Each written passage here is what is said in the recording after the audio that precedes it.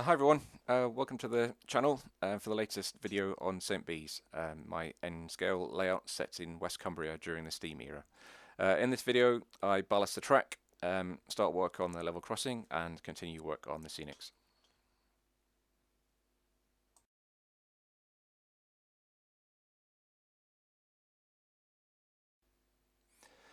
Where we left the last video, I completed most of the platform using polyfiller and made a small start on the hillsides at the west side of the platform.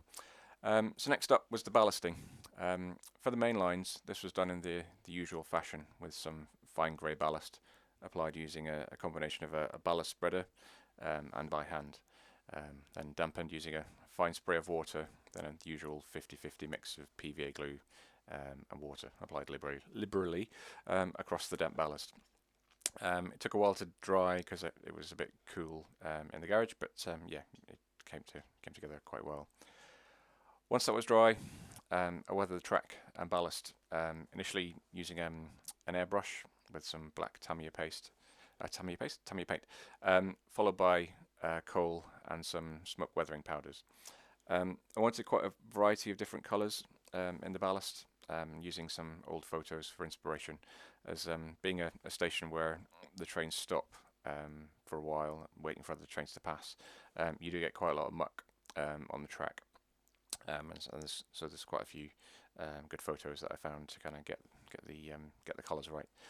I also used some photos from visits to heritage lines as well for inspiration, because they're often they're in colour, which helps, and a lot of the older photos aren't.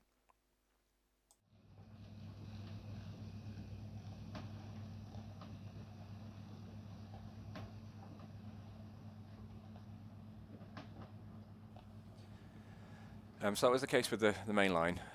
For the good sidings and the coal sidings, I wanted to use a different method, and I found one on Chris Nevard's website. Got a link in the description for how to produce cinders ballast. So back in the day, not all track was ballasted with nice big chunks of rock. For areas that were less used or less important, so they often use cinders, which kind of leftover ash and the crap that ends up in the ash pan after a steam engine has done its business. So the way I modelled that was starts with the same as the main line. So use regular ballast, glue in place with PVA and water, and once that's dry, I then applied a layer of modelling clay, sort of pushed into the track and the sleepers, very little bits at a time, kind of working slowly as I go. And then once that was dry, which took a few days because again it was quite cold in the garage, applied a layer of grey paint and then some weathering powders just to finish it off. And this was the end result. This is the first time I've tried it. Yeah, I'm happy with the result.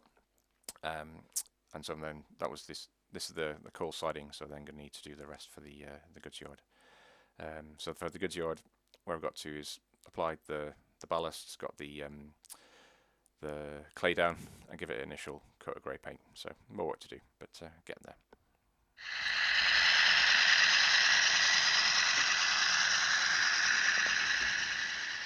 With the ballasting done on the main line, I've also added some level crossing sleepers, bits of wood, using Slater's wooden planks cut to size, and given a bit of a paint in brown. These took a bit of fettling to get into place. I kept on fouling the trains, but yeah, seem okay now. Might adjust it slightly because there is a bit of too much of an elevation between probably what is going to be the road and the actual crossing, but we'll see how that goes. Maybe need to redo that in places. At the south end of the station, you'll have seen in the last video, I've made a start on the scenics, so I've been continuing with that. So how I've been doing it for both sides is you kind of add some polystyrene frame and then use layers of masking tape to build up the bank, and then just paint that brown, and then glued some woodland scenic scatter and some foliage clumps, which yeah, quite like the look of. Previously, if you've watched my videos before, you'll have seen I've normally used Pico grass scatter rather than woodland scenics, but I thought I'd go for a change, and at the moment I think I'm preferring the woodland scenics, but yeah, we'll see how it goes.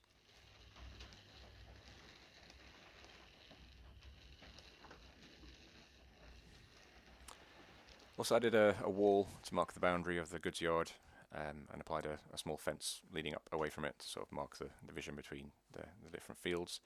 The wall itself is made from thick card covered with scale model scenery sandstone paper, which is quite a decent match for the sandstone that was used to make the station. I normally use scale scenes prints as they're cheaper, but I couldn't find a good match, so I went with these. In addition to all of that, there's been quite a lot of small fixes to the ballast.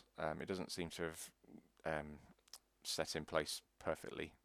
We didn't use enough glue, so it has been coming away. It's been fixing that, and there's also some bits where the ballast hasn't been laid properly, and there are bits where the sleeves are a bit too exposed. So I've been fettling with that, which is why you might have noticed that there's slight variations in some of the videos you've just seen.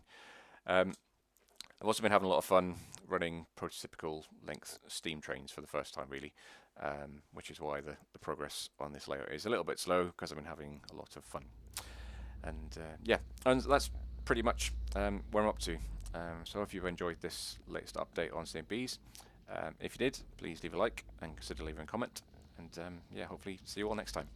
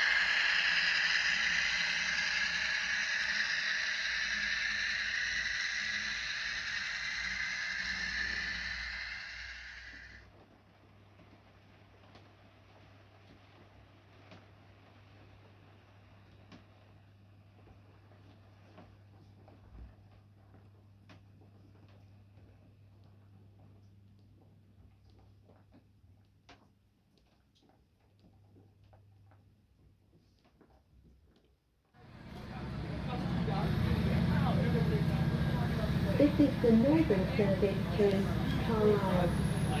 The next stop is Corkicle.